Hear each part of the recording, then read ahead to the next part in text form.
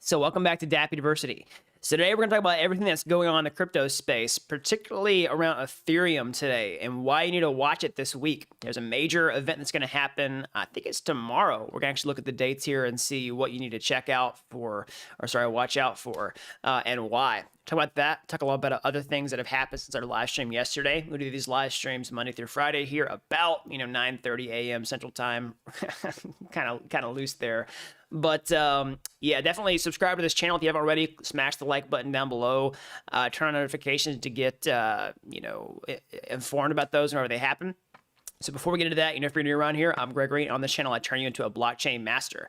So just like I said, if that sounds good to you, smash that like button down below. That really helps with the YouTube algorithm. These videos are based on, YouTube likes engagement. That really shows that you appreciate these videos. And helps out a lot. And if you want to learn how to become a blockchain master step by step, start to finish, then head on over to dappuniversity.com/bootcamp to get started today. Okay, we got people jumping in the chat here. So we got Culture Hive, C. Smith, Dexter, Craig, Thomas, see Junior, Taylor, Emin, Trent, Catherine, Joe. Welcome, Jerry. So let's talk about what's going on with Ethereum this week and what you need to watch out for. Okay, so we've talked a lot on this channel about, how Ethereum has a major problem right now, that it's really expensive to use for most people. Like average traders are priced out of using the network, or average just users, whatever they want to do, whether they want to buy an NFT, whether they want to trade a token on Uniswap, whether they want to enter into a liquidity pool, do some yield farming, something like that. A lot of times these fees price them out of the opportunity. If they can only make like $100 and then they're paying, $100 in gas fees, it just doesn't make any sense.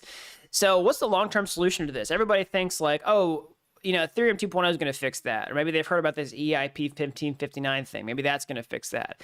Well, these things will have some effect on the future of Ethereum, but it's not really the silver bullet for these problems that we're talking about. And it's not really a short-term solution. Like some of these things are like far farther away.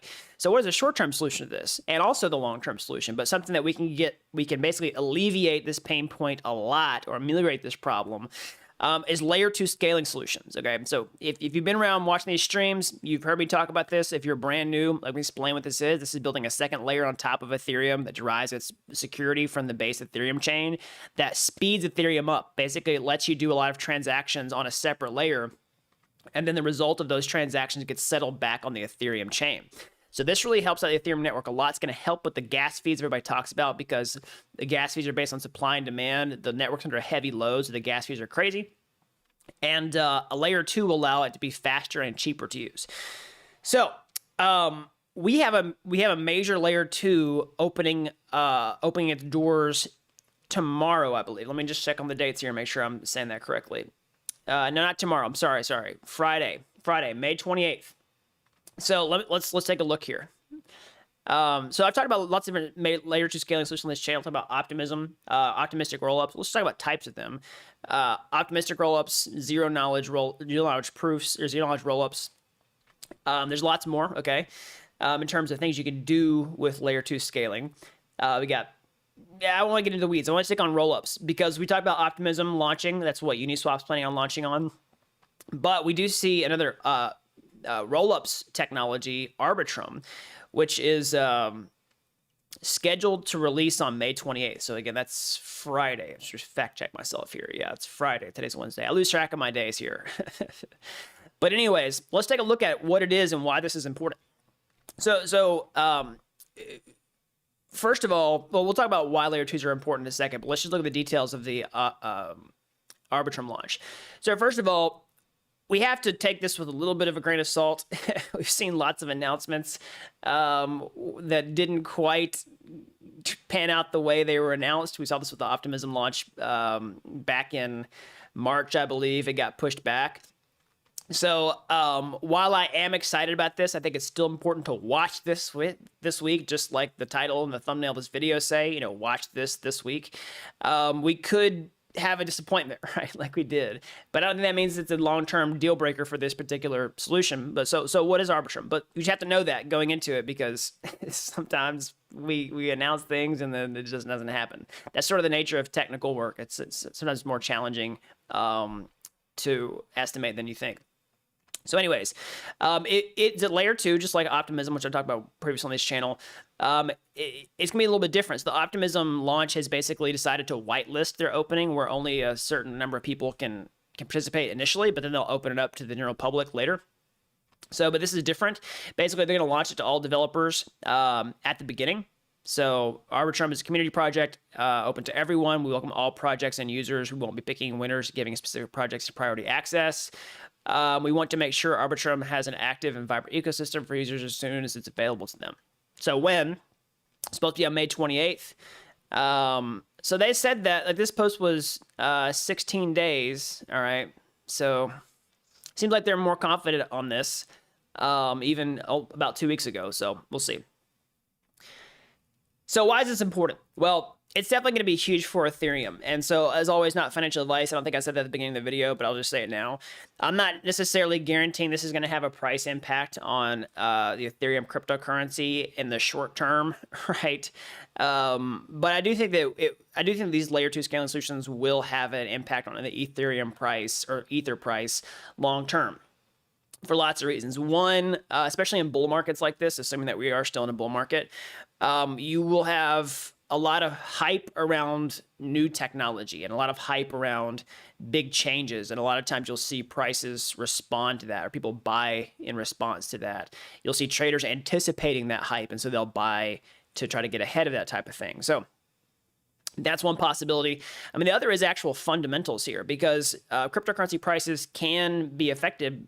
Well, they are fundamentally affected based on supply and demand. So what's the demand side of things? Well, when you're talking about demand to use the Ethereum network, if more and more people want to use it, you know what I mean, because it's now has more utility value because it's cheaper, then that can definitely put pressure on the Ethereum price. And as we move into phase of the Ethereum life cycle, where we have things like EIP 1559, where ETH gets burned anytime new transactions are created, and you have more and more transactions with something like rollups, then that can definitely put buy pressure.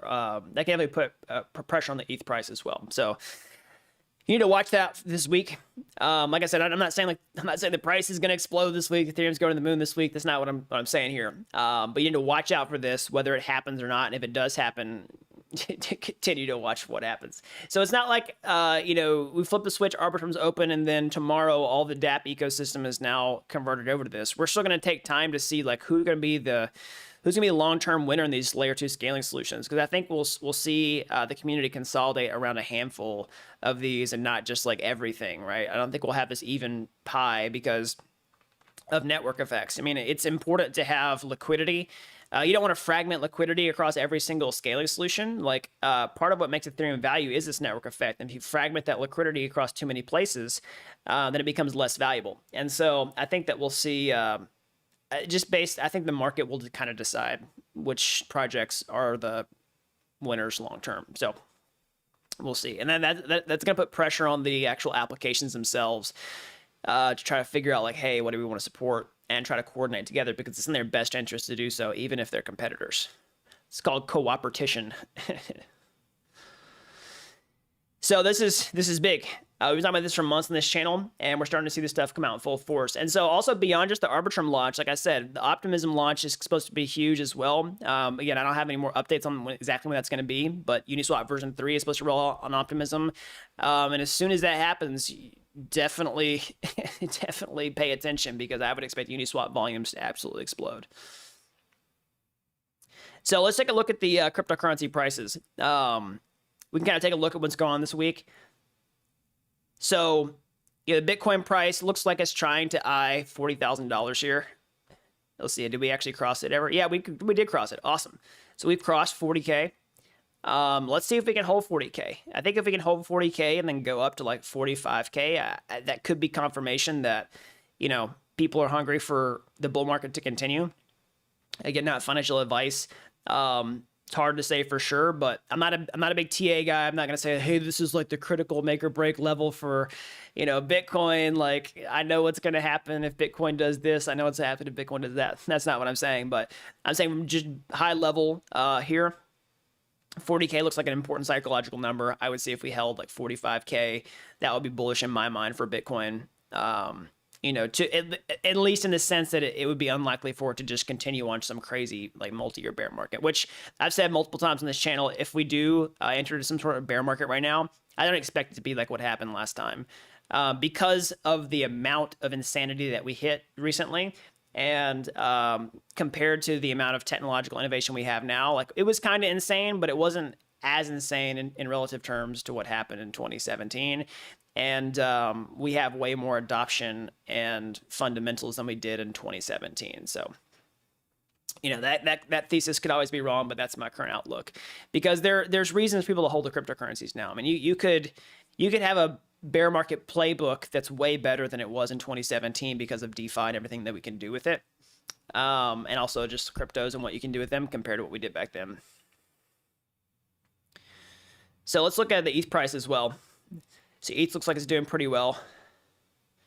I mean, compared to where it was a few days ago, at least, it's still, everything's kind of down from where it was, you know, 10 days ago for sure. I mean, gosh, we were up here $4,300. I mean, nuked down to like $1,500, depending on the exchange that you're on. But we do see some relief. So 2,812. Some people are saying, hey, is this a dead cat bounce? You know, is this a fake out? We're just going to see a relief rally and then people sell it off and we go into a bear market. It's possible. But my outlook is still cautiously bullish. Okay, nobody's got a crystal ball. Nobody knows for sure. That's just my personal take. So we actually take a look at Glasnode here and take a look at the NUPL chart. See how the on-chain metrics are doing. So our net unrealized profit loss on the network. We're back down into the yellow territory. Okay, so we were in the green for a long time. You know, one theory, at least, on sort of what happened with the bull market here is like, basically, if you zoom out on the year time frame, you know, you could look at it this way. You could look at it this way. Whereas, like, this is our bull trend, right? And I'm not going to do, like, fancy TA, but I'll just show you kind of what I'm thinking here. Like, that this is our bull trend. And then basically this part of the trend was a bubble. Okay, a bubble hyped up by leverage, hyped up by all these things. Like, you know, people are hungry to use leverage. I put this on my Twitter yesterday talking about, like, there's 100 reasons. I'll just pull it up. I'll just pull it up and read it. So basically, like, there's at least 100 reasons why crypto is not going anywhere anytime soon. You know, the tech or the asset class. That's what I mean by that. And one reason becomes abundantly clear as leverage increases just after this giga dump is the gambler's itch is eternal. And we're seeing that, like, even after the price tanked like crazy, like, people were opening up leverage positions like here, right here, like insane. And one of the reasons we saw these big bubbles is because you see the cost of leverage going up like crazy during these periods, and you see all these blow ups happen along the way. It just makes it way more volatile. So anyway, the reason I'm pointing this out is you could sort of form the theory that the parabola is still forming here, right? The bull trend is still forming, but this is just a big bubble, an unsustainable bubble along the way. But the people are still hungry for a bull market. You know what I mean? There's still outside money that can come into the space.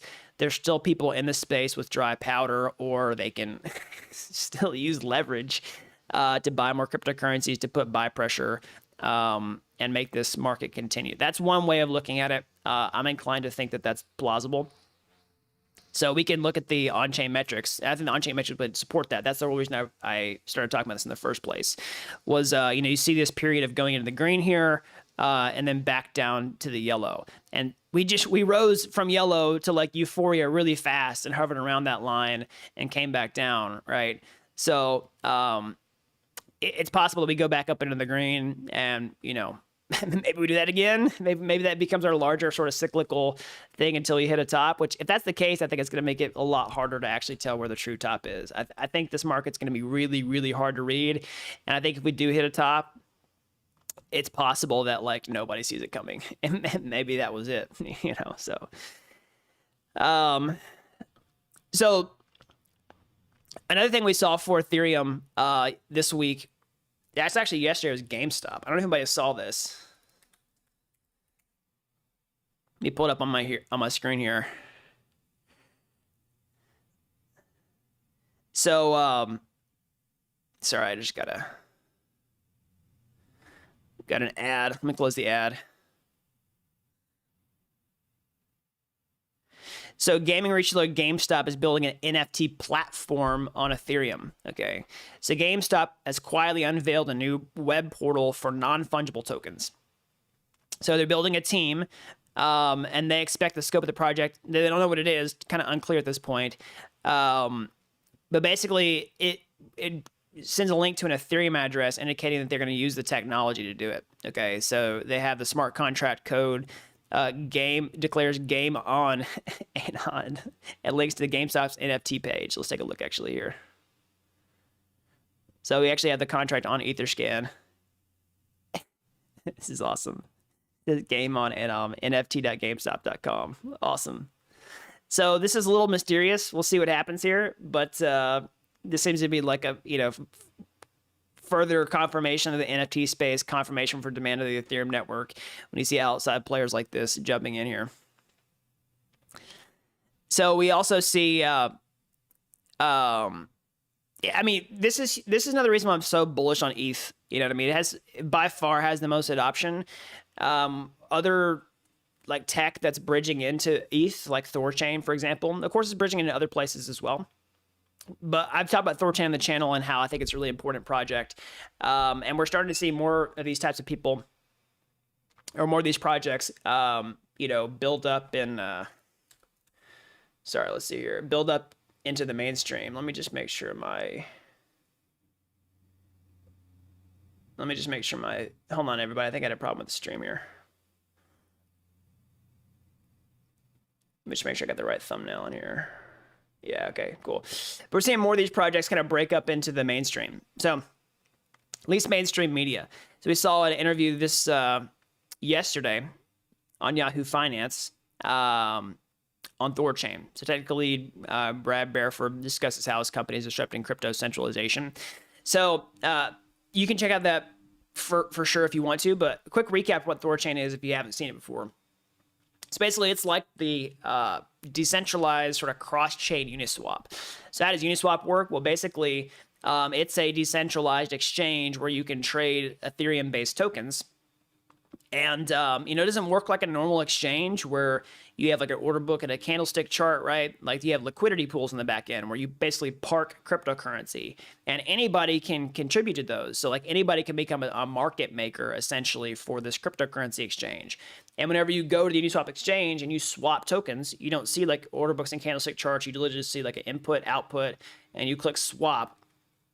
It routes to these liquidity pools and it gets you the best price on your trade, or it just gives you your trade.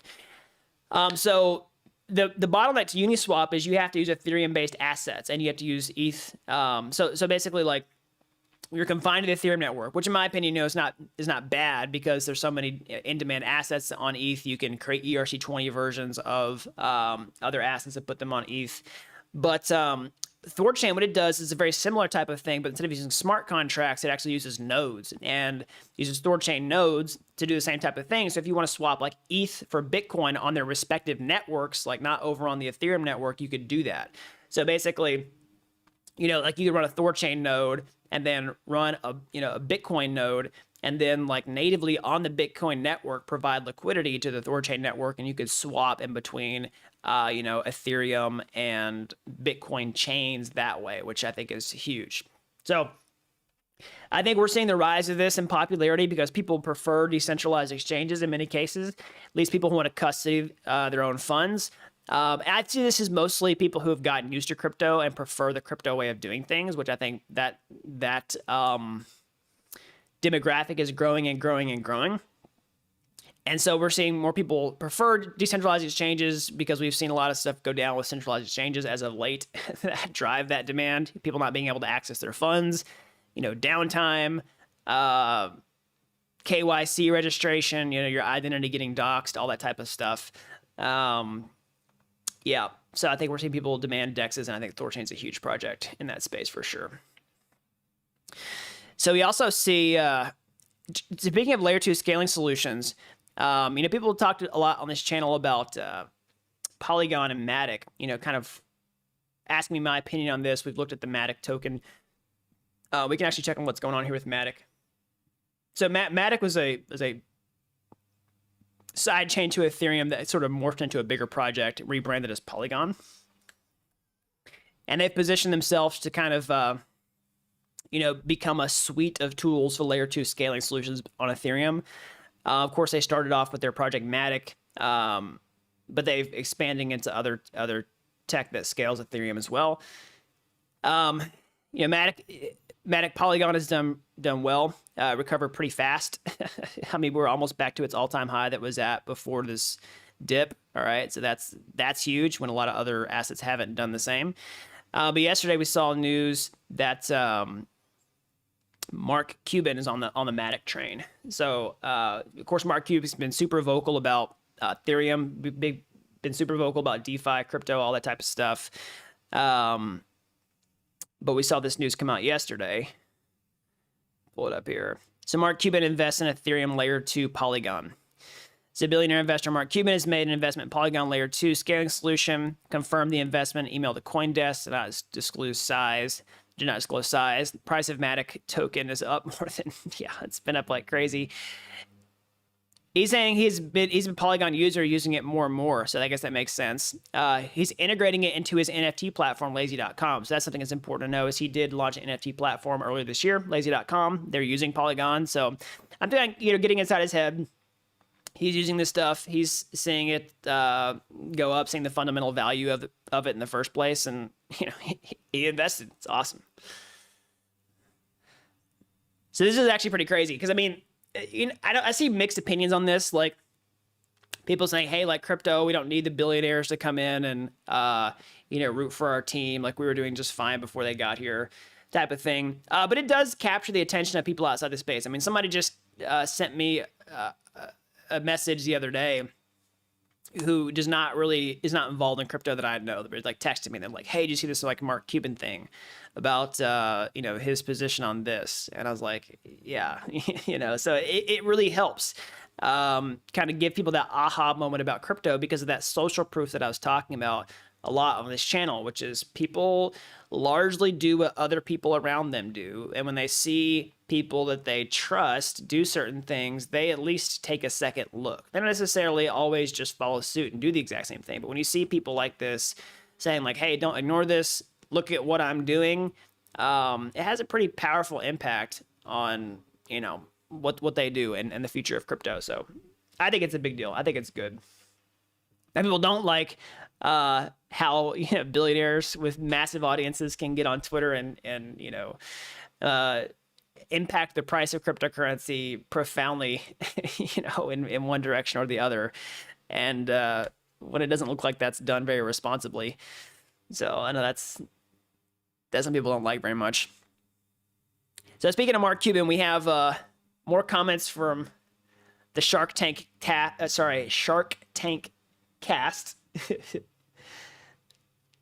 So Mr. Kevin O'Leary here. So talking about DeFi, that is where the crypto puck is going.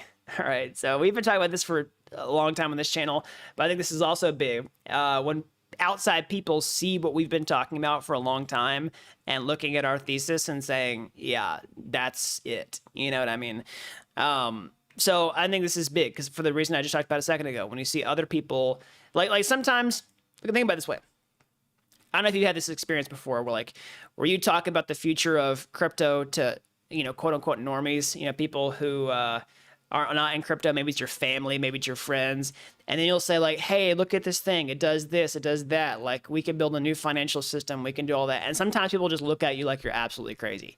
And they'll say, okay, cool. Because you said it, because of the person who said it, not because like the content of your speech was not persuasive or not because the thing that you said is not very likely and plausible. It's just because of who said it. Okay.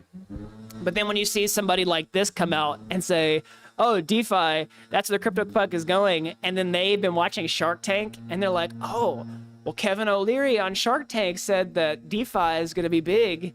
Then that's what they respond to, but they didn't care about it when you said it. So like, that's why this stuff is important.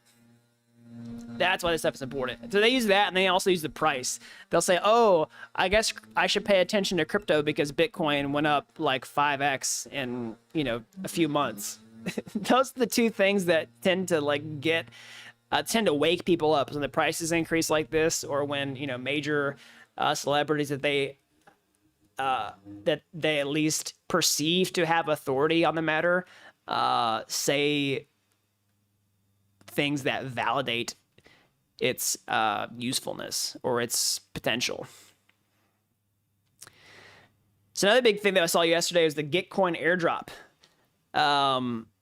So if you don't know what Gitcoin is, basically it's an amazing blockchain project. I've covered it several times on this channel, on that helps fund open source software for the. It's really just open source software in general, but it focused quite a bit on what's going on in the Ethereum community. I mean, that's where a lot of the open source blockchain development's been happening. And so Gitcoin actually launched a airdrop for their token. It's a governance token for the Gitcoin project. I've used Gitcoin quite a bit. I've done a project on Gitcoin. And so if you have a Gitcoin profile, you can actually go there and claim your airdrop. You just have to answer a few basic questions, provide your wallet. You do have to pay a gas fee to claim the airdrop. But yeah, it's pretty simple. It takes 2 minutes to do. Let's actually see what's going on with the Gitcoin token right now.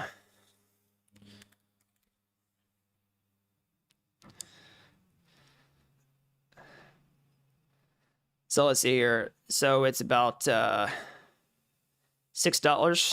Okay. So I think it's actually up from when I claimed my airdrop. I think I claimed my airdrop around $3.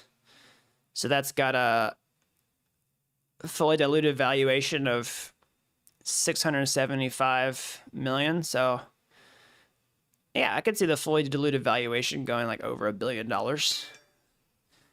Yeah, crazy. Awesome.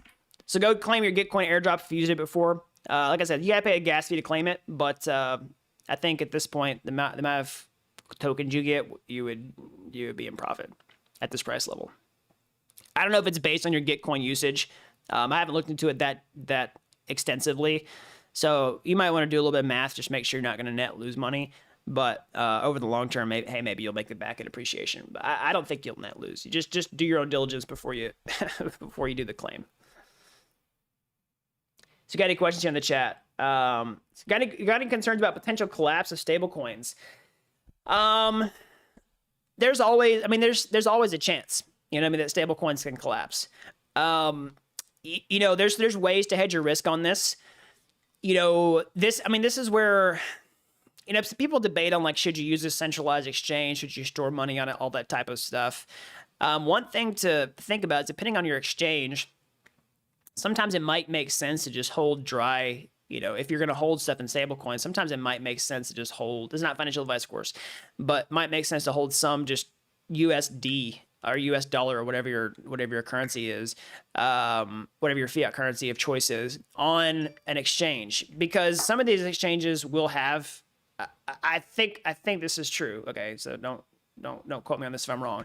But I think some exchanges will have, basically, if it's a US-based exchange, will have deposit insurance on your USD funds like a bank does, but not on your crypto necessarily. So you could mitigate some of your stablecoin risk based on that. Let's say you wanted to keep some money in stablecoins. Of course, you wouldn't necessarily be able to earn, the interest that you would in a stablecoin that way, but sometimes it just, if you're talking about risk reward, maybe it makes sense to hold a quarter of your dry powder, so to speak, just in plain old USD on an exchange, if they have deposit insurance for your cash. Maybe if you want to hedge your risk, you can hedge across multiple stable coins, like maybe put 25% in this stable coin. You got a bunch of options. You got Tether, you got USDC, you got DAI. They all work in different ways. Tether is sort of the one that's the big question mark that people have a lot of suspicion about whether it's fully backed. I know we've had some reports come out and say, like, oh no, Tether's fully backed. But I think there's some people who aren't 100% sold. So we'll see.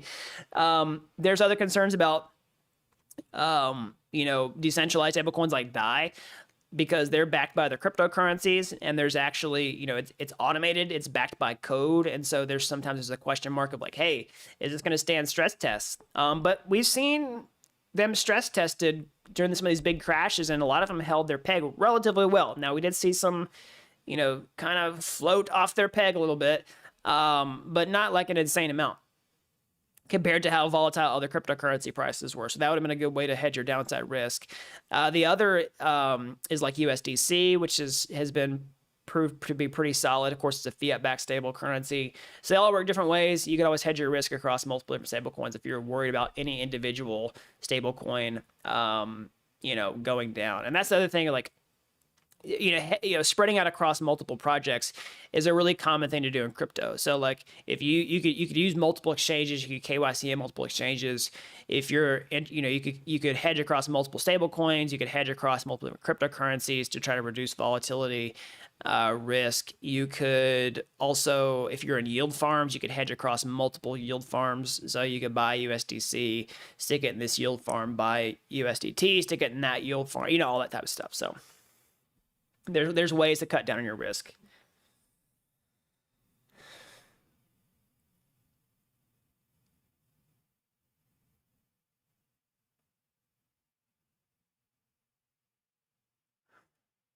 So let's see here. Matic is the moneymaker. Yeah, that's what my says in the chat here.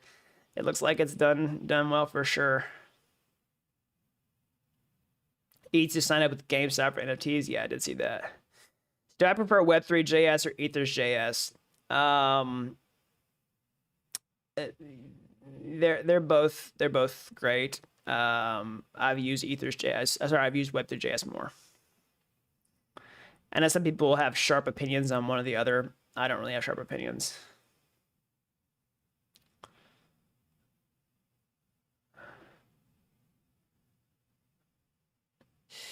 All right, everybody, that's all I got for today. As always, smash that like button down below for the YouTube algorithm. Subscribe to this channel if you haven't already. That really helps these videos out so the more people can learn about blockchain. If you like these videos, you're as fascinated with this technology as I am, then how can you get your hands dirty, get started today? Well, you can go to my YouTube homepage.